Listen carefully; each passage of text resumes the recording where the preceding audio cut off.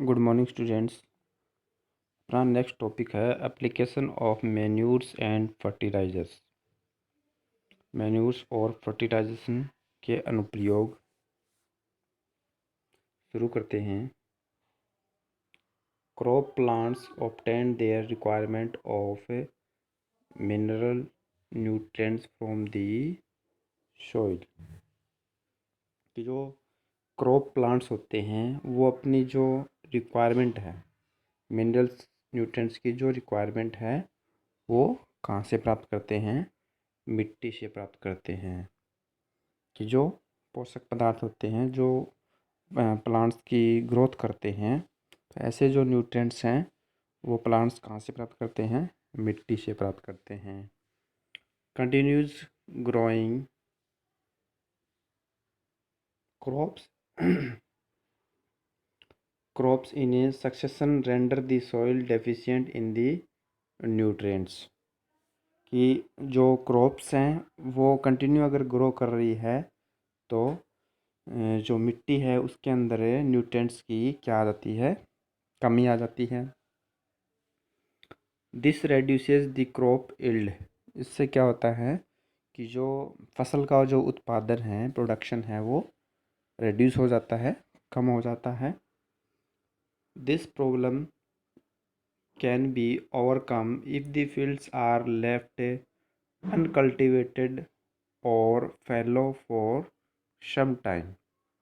और ये जो कंडीशन है, ये जो समस्या है, ये तब भी आ सकती है अगर खेतों को, फील्ड्स को अनकल्टिवेटेड छोड़ दिया जाए, मतलब उसमें कोई खेती न की जाए, अनकल्टिवेटेड या फैलो, मतलब कुछ समय के लिए उसको ऐसे ही खाली छोड़ दिया जाए खेत को, तब भी क्या है कि मिट्टी के अंदर न्यूट्रिएंट्स की कमी आ सकती है। Fallowing is a method of allowing land to naturally regain the nutrients and is to leave land free for one or more season। कि जो फैलोइंग की जो मेथड है, इसमें क्या होता है कि जो मिट्टी होती है या लैंड होती है उसको नेचुरली मतलब प्राकृतिक रूप से जो न्यूट्रिएंट्स हैं वो ग्रहण करने के लिए कुछ एक सीज़न के लिए या एक से ज़्यादा सीज़न के लिए फ्री छोड़ दिया जाता है। The dead plants, animals and other organic matter that get collected on the field are decomposed by microorganisms।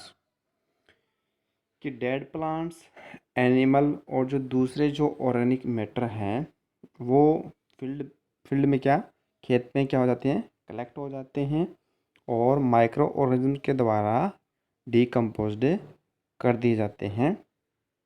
Therefore, the nutrients are returned to the soil। तो इस प्रकार से क्या होता है कि जो मिट्टी होती है उसमें वापस से न्यूट्रिएंट्स आ जाते हैं। Since fields cannot be left uncultivated because of economic reason, farmer have been adding certain substances to the soil to replenish the soil with the nutrients।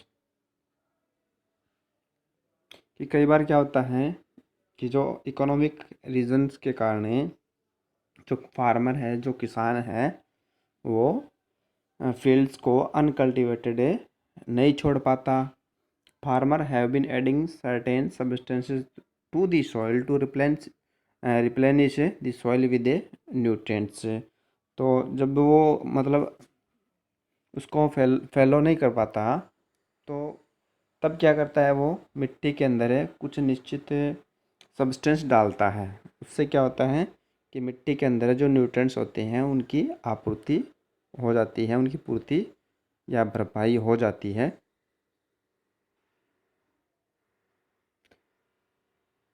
And another method to overcome the problem of soil deficiency is called mix cropping. और जो दूसरी जो method है, जिससे क्या है कि मिट्टी के अंदर न्यूट्रिएंट्स की जो कमी आती है, जो समस्या आती है, वो किसके कारण आती है? मिक्स्ड क्रॉपिंग के कारण। The practice of growing of two or more crops simultaneously on the same piece of field is known as mixed cropping। कि दो या दो से अधिक जो क्रॉप्स हैं, अगर उनको हम एक खेत के अंदर एक साथ मिक्स करके उसकी खेती करें तो उसे क्या कहते हैं? मिक्स्ड क्रॉपिंग कहते हैं। It is an age old practice in our country. मतलब हमारे देश में ये बहुत पुरानी प्रैक्टिस है।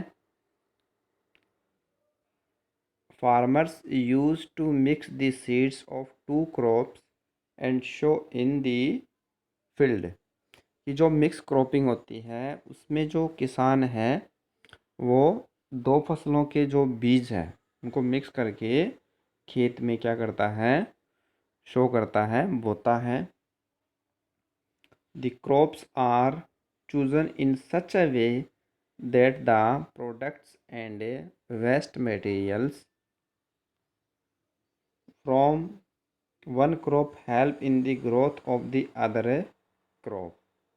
कि जो किसान है वो दो फसलें इस प्रकार से लेता है कि उनके जो प्रोडक्ट्स होते हैं या जो वेस्ट मटेरियल होते हैं वो एक क्रॉप को क्या करते हैं? उसकी मतलब ग्रोथ में क्या करते हैं? सहायता करते हैं। तो इस प्रकार से वो जो क्रॉप सीड हैं वो लेते हैं।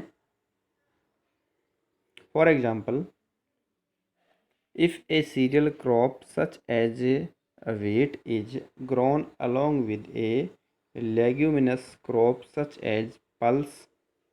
फॉर एग्जांपल ग्राम, जैसे चना है, मतलब गेहूं के साथ अगर हम चना ले रहे हैं, चने की फसल ले रहे हैं, then the uptake of nitrogen from the soil by cereal is compensated by the addition of nitrogen in the soil by the nitrogen fixing legume। कि अगर वीट की फसल के साथ में अगर हम लेग्यूमिनस क्रॉप जैसे ग्राम है, चना है, उसको अगर शो करते हैं, उगाते हैं, तो जो लेग्यूमिनस जो क्रॉप है उसकी जड़ों में क्या मतलब जो नाइट्रोजन फिक्सेशन का जो कार्य होता है, मतलब नाइट्रोजन को स्थिर करने का जो कार्य होता है वो लेग्यूमिनस जो क्रॉप होती है वो करती है। इससे क्या है कि जो वीट वाली जो फसल है उसको नाइट्रोजन की आपूर्ति हो जाती है, जो कि उसकी ग्रोथ में हेल्प करती है। This has two advantage. के दो एडवांटेज हैं, दो लाभ हैं। कौन कौन से? The fertility of the soil is increased. कि जो मिट्टी का जो उपजाऊपन है, जो फर्टिलिटी है, वो इंक्रीज होती है, बढ़ जाती है। Ultimately yield of the crop is improved. और अंतिम रूप से या लास्ट में क्रॉप का जो उत्पादन है वो भी, उसमें भी सुधार होता है, वो भी बढ़ जाता है। Okay students, the substances which are added to the soil in the form of nutrients for the healthy growth of plants are called manures and fertilizers। भी ऐसे सब्सटेंसेज जो मिट्टी के अंदर एक न्यूट्रिएंट के रूप में ऐड किए जाते हैं, जिससे क्या है कि जो पौधा है वो मतलब उसकी हेल्दी ग्रोथ हो। क्या हो? हेल्दी ग्रोथ हो।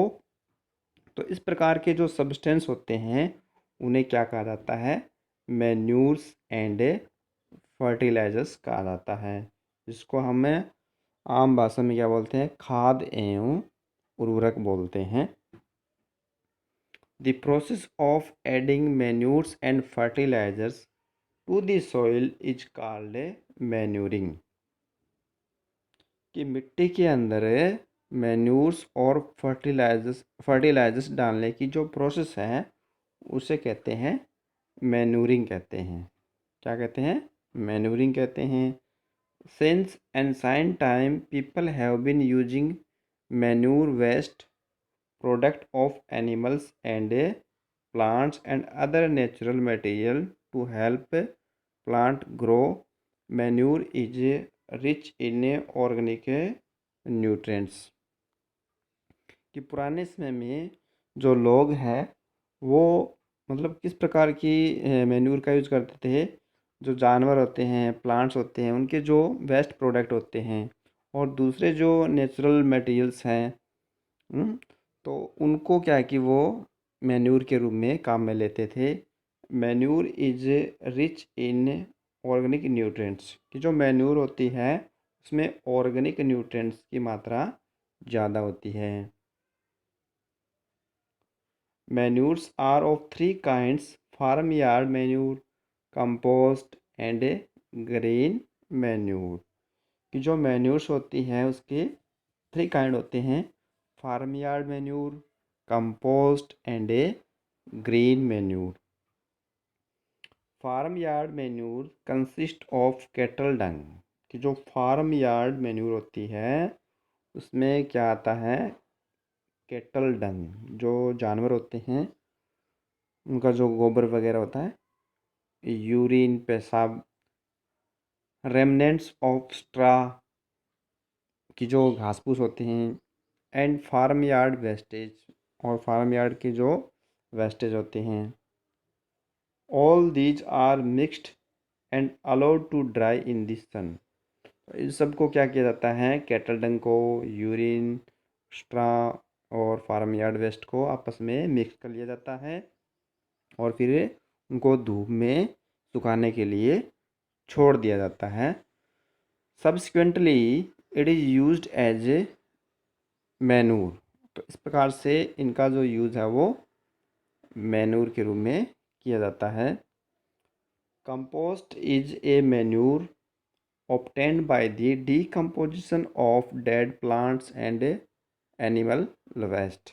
ये जो कंपोस्ट होती है वो मरे हुए जो जानवर हैं, मरे हुए जो पौधे हैं, वो क्या है कि माइक्रो ऑर्गेनिजम्स के द्वारा डीकम्पोज कर दिए जाते हैं और मिट्टी में मिला दिए जाते हैं। तो इस प्रकार की जो मैन्यूर्स होती हैं उसे बोलते हैं कंपोस्ट। और ये जो सारी प्रोसेस है इसे बोलते हैं कंपोस्टिंग। क्या बोलते हैं? कंपोस्टिंग बोलते हैं।